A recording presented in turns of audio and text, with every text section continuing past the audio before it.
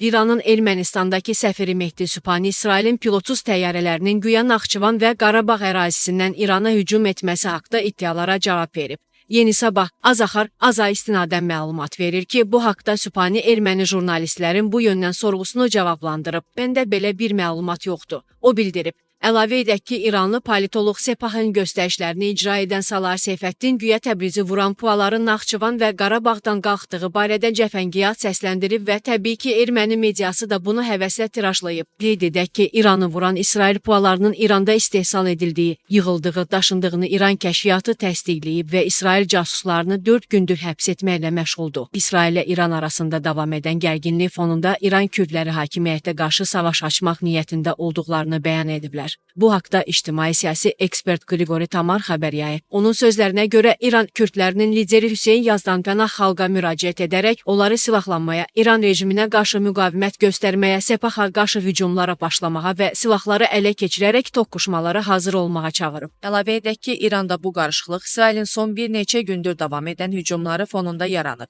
Tamar qeyd edək ki, İsrailin baş naziri Benyamin Netanyahu açıqlamasında İsrailin İrana qarşı hərbi əməliyyatlara başlamasının səbəbini açıqlayıb. Baş nazir buna səbəblərdən biri kimi İsrail kəşfiyyatının İranın 10.000 raketdən ibarət arsenal yaratmaq barədə məlumatları əldə etməsi olub. Netanyahunun sözlərinə görə bu baş verərsə İsrail İranla mübarizə aparmaq gücünə sahib olmayacaq və məhv olunacaq. Haqqın A saytının baş redaktoru Enullah Fətullah isə bu mövzuda özünün Facebook səhifəsində maraqlı paylaşım edib. O deyib ki, Paktin lideri Hüseyn Yazdanpənah İran Kürdistanının müstəqilliyi haqda danışıb, Tehrana hücum edəcəklərini bəyan edib. Biri gəlmişkən Pak Bərzani ailəsinin müttəfiqidir və Peşmergə ilə birgə IŞİDə qarşı döyüşlərdə iştirak edib.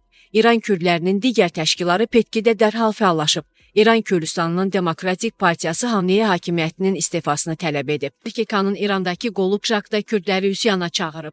Bakın baş katibi Abdullah Mahtadi isə Vaşinqtona çağırılıb.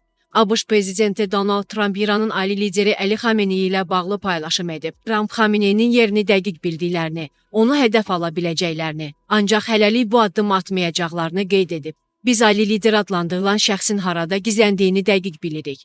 O asan hədəfdir, amma orada təhlükəsizdir.